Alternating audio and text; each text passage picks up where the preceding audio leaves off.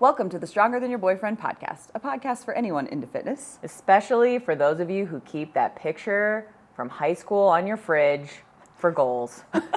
We are Heather and Katie, owners of Barpath Fitness, here to help you sift through the bullshit and toxic misinformation that permeates the fitness industry.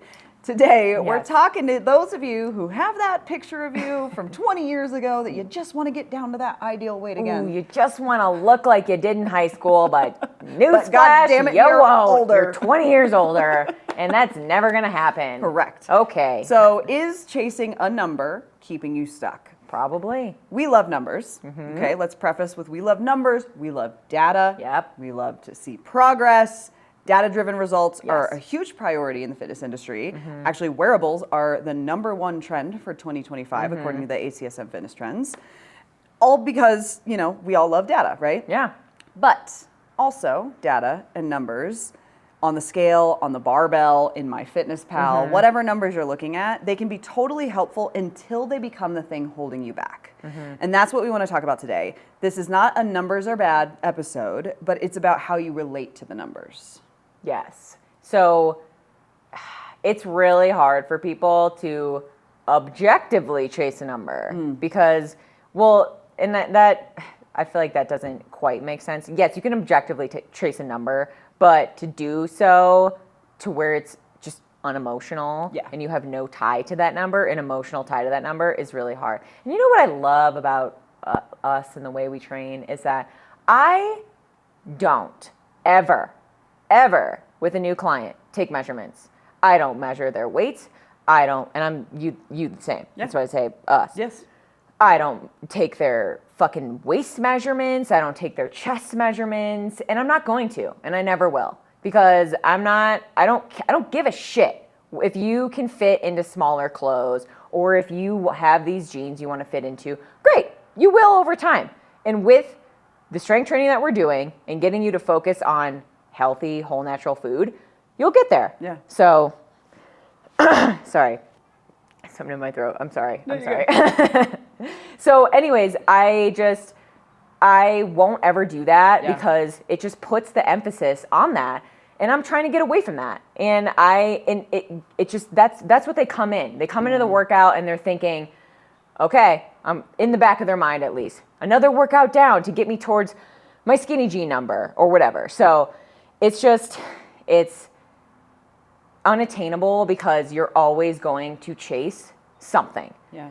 Whether it's, I want to be 125 pounds, and then it's going to be, I want to be 123 pounds, and then it's going to be, I want to be 120 pounds. So it's just, I will never do that because I'm not going to put the focus on that. I'm going to put the focus on the process. Yeah. We've talked about that plenty of times. So the focus is going to be on the process, not going to be on what your waist measurement is. Yeah. Because that's not what dictates, that shouldn't be what dictates your self-esteem.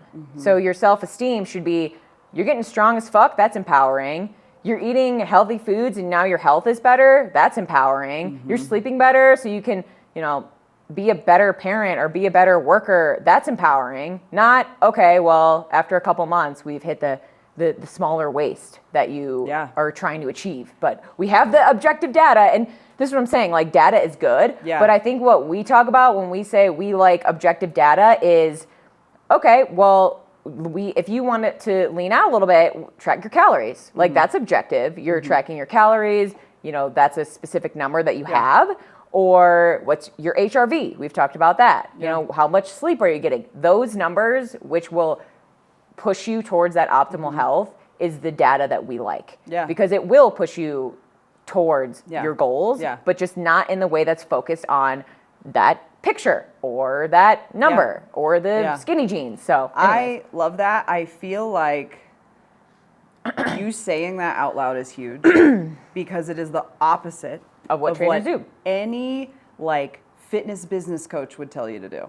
Yeah. Like a fitness business coach or like a fitness program. Like if you're a trainer listening to this and you go into a fitness coaching program, you're going to be like, oh, that's not, because you're selling the transformation is what you're supposed to do. Yeah. Right?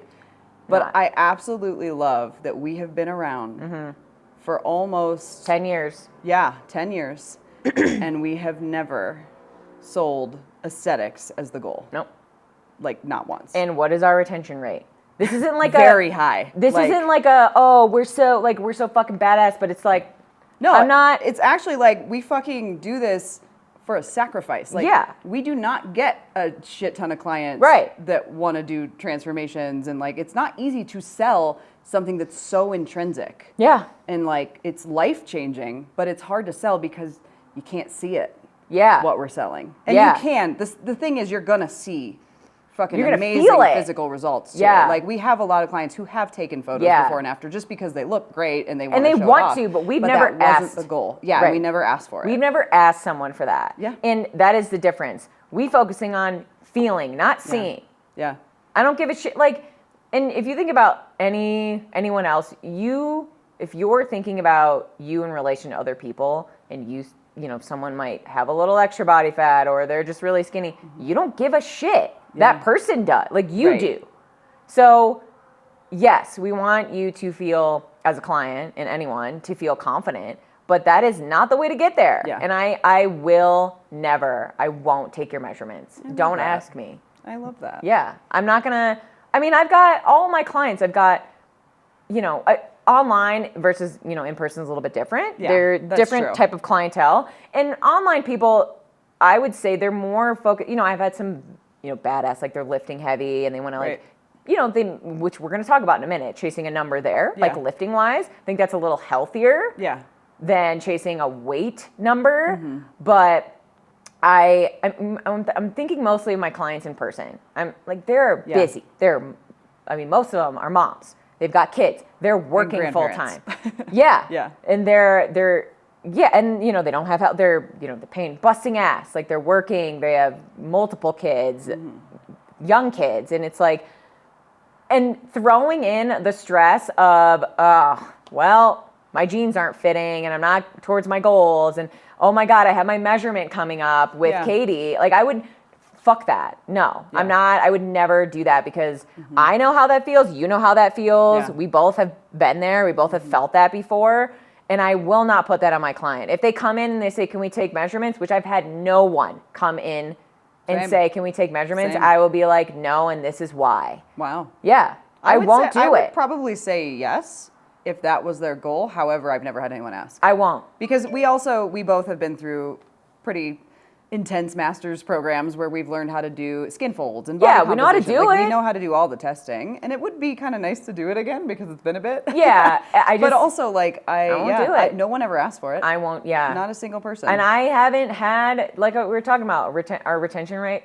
I haven't had anyone.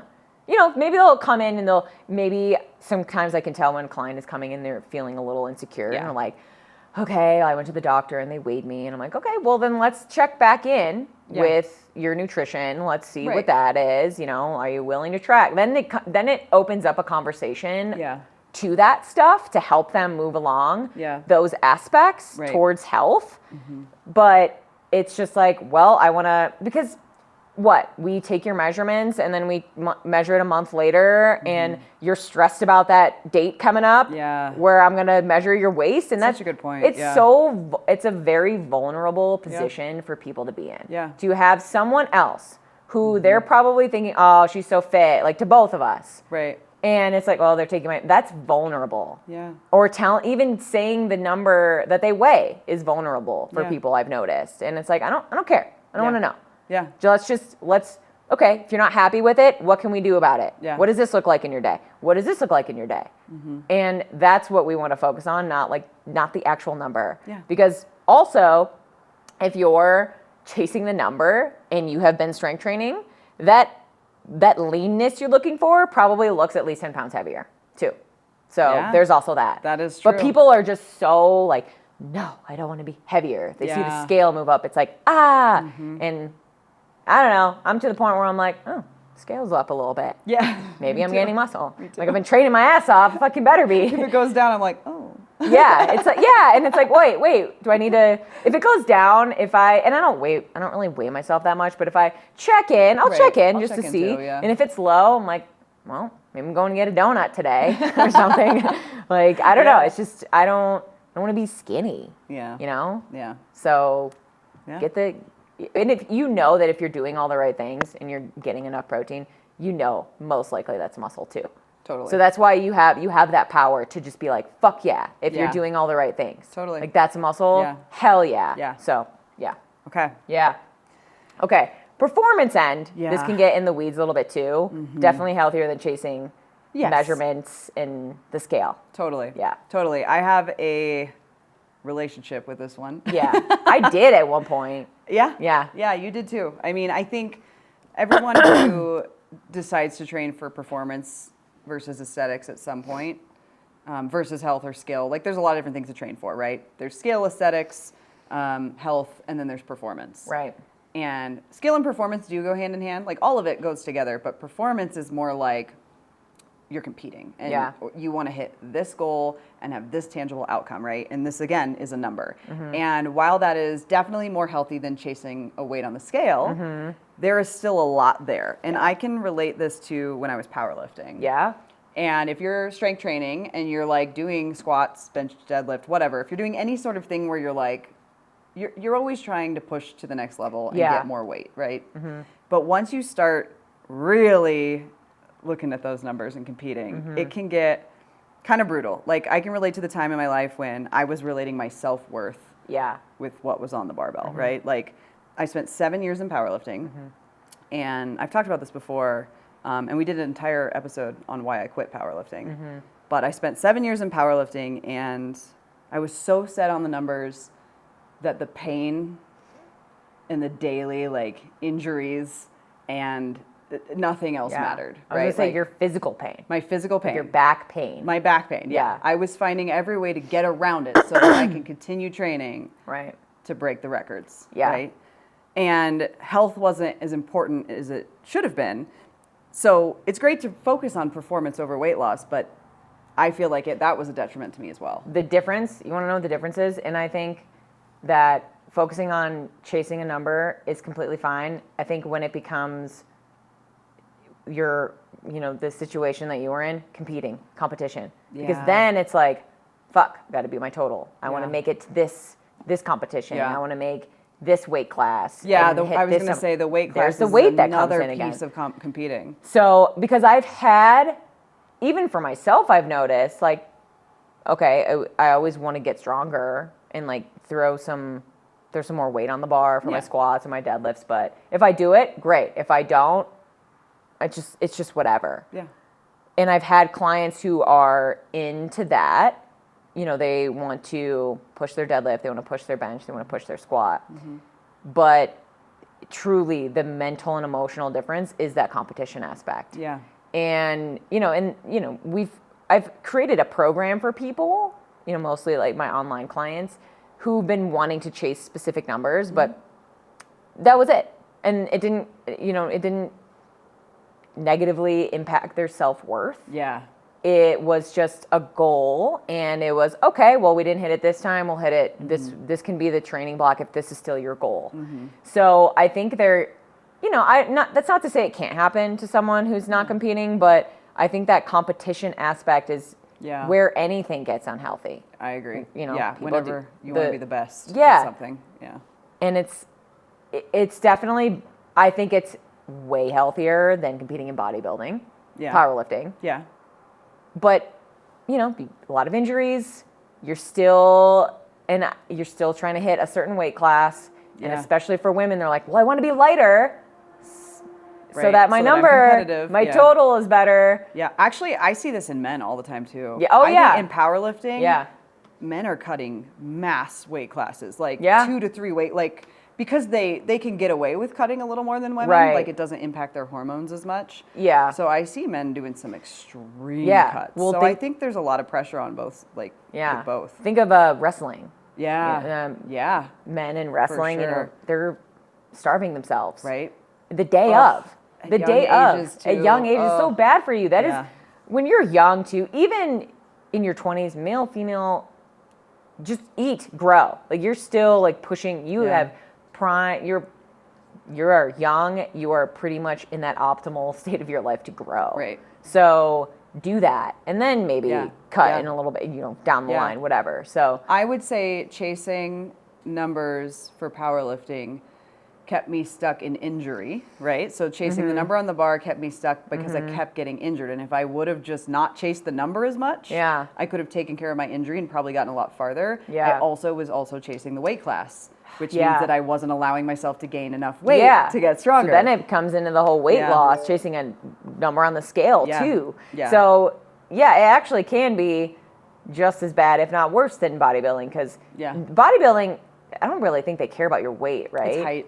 Yeah. Typically. So it's really more, it's horrible when you think about they're stretching you off how you look. I mean, people choose to sign off for that, but powerlifting, it starts off, and this is based off of personal experience. It starts off fun. It starts off so different. Empowering. And it's like, oh, fuck yeah, I feel strong. Competition's amazing. And then it's like, well, I want to be more competitive now. Yeah. Like, what do I do next? Yeah. Oh, I can be lighter and my total will be better. Okay. And then it just kind of spirals from there. And I think people can do it in a healthy way. I agree. Absolutely they can. Yeah.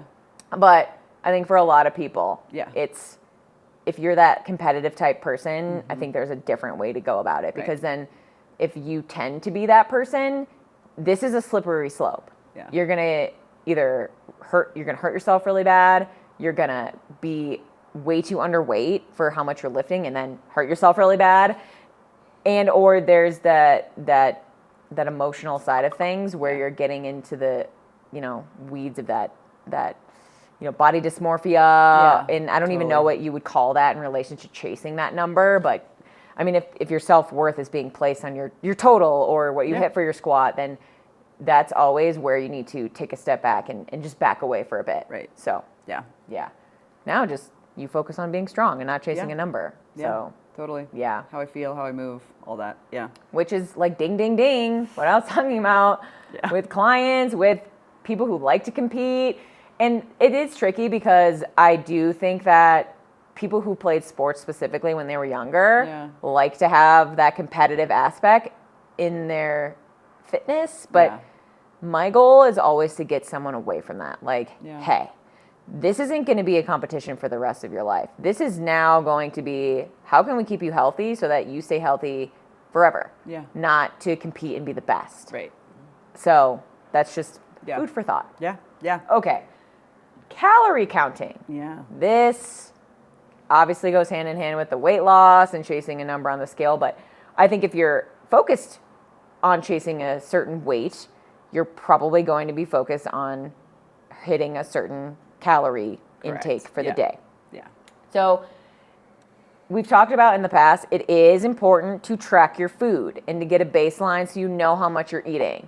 And it is important to weigh out your food so that you know what 4 ounces of chicken looks like, so you know what 4 ounces of beef looks like, so that eventually you can eyeball it, but be better eyeballing it. Yeah. I mean, take a sweet potato, for example. A medium sweet potato is very small. It's a lot smaller than what you think. Yeah. So you could be tracking a medium sweet potato, but you might be eating an extra large. Right. So you might be getting in 300 more calories or so than you actually think. Peanut butter is another good example. I don't want to talk about it. Peanut butter. I'm just kidding. No, I actually try to weigh it. I try to weigh it whenever. You have to weigh it. I have to, or else I'm like, that was a tablespoon. Yeah, like... Like half a jar is gone. You can do whatever you want. You're a grown-ass adult. You don't have to, but if you want to make sure that you're in a specific calorie range. Correct. So yes, it is not as tedious as you think, and it's very important because you don't know where to go if you don't have a baseline. Right. But we're talking about, and also especially for protein, people always underestimate how much protein they're getting in. Yes. They're like, well, I had a sandwich and I had a couple eggs in the morning and then I had a chicken salad, and that's like, and I'm like, okay, just by me just mathing in my head, that's like 40 grams of protein for the day. So people, it's important to see that, I think, and to see that number, say 40 grams versus me just telling them to. So it's a good marker to have. Agreed. But what I'm talking about is, I think, this started back in the 80s and 90s when society just decided that women must be stick skinny.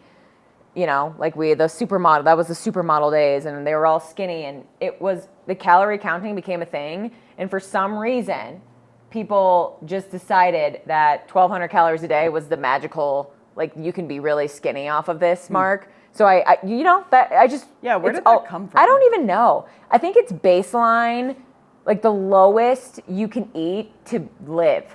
I think that's where it came from. Yeah. Because who can really survive off 1,000 calories a day in the long run? We're fact checking, we're Googling now. But I think, and if you think about it, if you go through all the decades, let's say like in the 1900s, the 1950s, I don't know, maybe it was the 1942, but maybe the 40s, 50s, maybe even 60s, it was socially acceptable for women to be thicker. And then all of a sudden it was not. And then it was, okay, 1,200 calories a day, you must look like a stick, you must have no body fat, and then you're acceptable in society. And it was 1,200 calories a day. According to the AI overlords. Oh boy. Google AI. Embarking. This was actually in the 20th century where the 1,200 calorie deficit or the 1,200 calorie thing came in. Interesting. 1918, a book. Oh boy. By a doctor where they presented 1,200 calories as a suitable daily intake for many women to manage weight. Weren't we trying to make enough food back then? And we're focusing on calorie counting? I don't know. We were also selling halitosis and Listerine to women so that they could get married. Same time frame. Kind of funny. Man, like capitalism's cool, but holy shit, sometimes it's not. When you're just using these shitty ass marketing tactics. But anyways, back to the calorie counting, if you're tracking every little thing and you're becoming obsessive about it, then you need to take a step back. If you can't go out to eat with your friends because you don't know what to track, or you're stressing about, like tracking beforehand or tracking after, and it's stressing you out, I think maybe it's time to take a break and just, go based off of what you learned after tracking, and then try to eyeball things for a bit. But it doesn't have to be that way. It doesn't have to be I'm either tracking or I'm not because I can't handle it. I think you should make it a goal to get yourself to handle it, to have a healthy relationship with it. Because I think that I still track. You still track. Yeah, not all the time, but not every little morsel. Fairly regularly. Yeah. Like I'm not gonna track when I was on vacation. I'm not gonna weigh and measure my broccoli, you guys. Yeah, no. But I'm gonna track my peanut butter. Like I'll weigh and measure my peanut butter, or if I'm like unsure the amount of protein I'm getting, like the meat, maybe I'll weigh that out. But mostly I kind of just eyeball the meat. I go through phases. Where I'm like, I take like a week off. And then I'll come back. Yeah. And then I'll take a week off, and then I'll come back. Or I'll like hit it really hard for a bit and be like, okay, I really want to focus. I'm going to try to like optimize my sleep, whatever. And I'll track for like 3 months. Yeah. And then I'll be like, all right, time for a break. And then if you eat mostly the same foods every day, you don't need to track. Correct. So, or if you're eating like turkey instead of chicken, that's essentially the same almost macronutrient composition, depending on how lean you get the meat. But that's besides the point. I just think that the point is, we're not obsessive about it, and you're not freaking out. Like I didn't track. Yeah, I like how you said, get you to a point where you can track, but you're healthy about it. You're not tied to it. So there's there's this whole secondary emotional mental health portion that goes along with all this data that I think that we don't do a good job of talking about. Right. Like, if wearables are the number one thing, the number one trend right now, and biohacking is like this huge thing, and everybody wants to like get their blood levels, which we talk about all the time. Get your blood, know what's going on. So you have all this data, but we need to also deal with all of the historical things that we've been taught about how much we have to weigh and what we have to look like and how we feel about that. Oh, you mean that women have been taught? Yeah. Do you want me to go? Yes. Do you want me to go on this again? Women in general, yes. No. But I think there is a piece of that where if we're telling people as fitness professionals, if we're telling people to track something, we have to then realize that there is an emotional attachment that comes with that. There's something else there that we have to pay attention to. Right. And so we need to make sure that we're looking at health holistically, and we work on that emotional mental aspect. And we're not therapists. We're saying go talk to your therapist. That's part of your health. Like that is part of your health. Like we are helping you for sure with the physical in a lot of ways, like not just aesthetics, but strength, right? Yeah.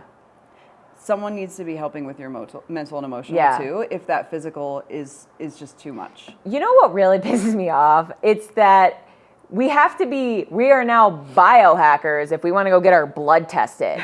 Or we are just obsessive if we want to track our calories every day because we have a goal. Like you're just orthorexic and you're so obsessive. You're that fitness person and it's just label after label after label. Yeah. And it's, oh, you're that one guy. You're like that one guy who wants to live forever because you're getting your blood tested. Yeah.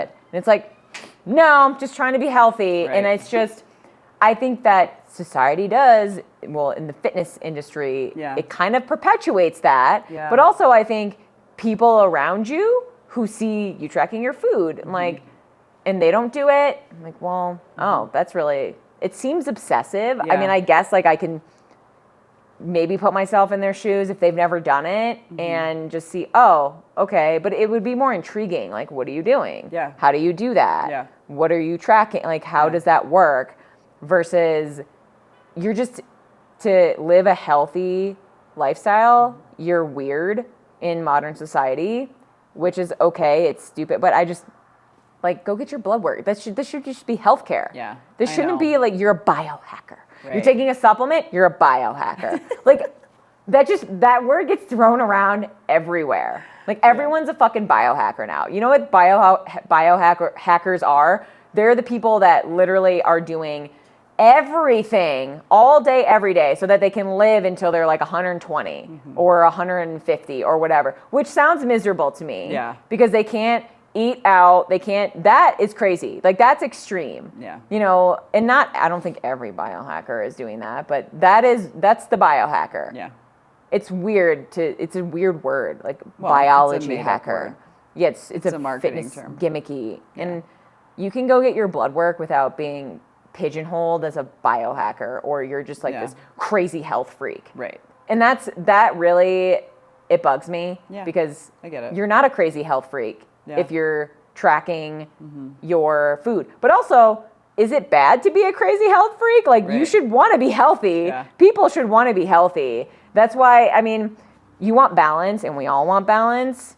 And it's just, and I get in society, like there's dinners, there's really delicious food that isn't healthy for you. And you want to incorporate that without being, that pigeonholed person. But it's like, why does it have to be that? Why do we have to be that? So, I mean, there's a balance for everyone, and everyone is going to figure out what that looks like for them and the people they surround themselves with. So, but yeah, surround yourself with health freaks and then you won't be one. So there's That's that. true. That's true. I Yeah. feel like you draw people to you though, based on like what you want your life to look like. So once you start posting about fitness stuff, some people drop off, some people join. Like that's just kind of how we build community and build like the support system we need, is to be open about who we are and what we're going through. Yeah, and I think you're right. And then it kind of creates the sense of, well, everyone around me is like this too, and I'm not so weird after all. And you shouldn't have to feel weird for prioritizing your health. Yeah. So, Agreed. anyways. Okay. Don't chase numbers. Yes, you are not a number. You're a person. But use data to help better your health. That is the cool part about living in this time. Yeah, there's a lot of data. There's wearables, there's data, there's Google, there's research we can do to improve our health so that we could live longer than our, than previous generations, which is cool. But, find the balance for you and what you want to do. Yeah. If you just focus on the big rocks, you're 95% of the way there too. So remember that. Yeah. Sleep, train, move, eat healthy food. Yes. Okay. Use the tools, don't worship them. Yeah. That's a good line to end on. Yeah. All right. Peace out.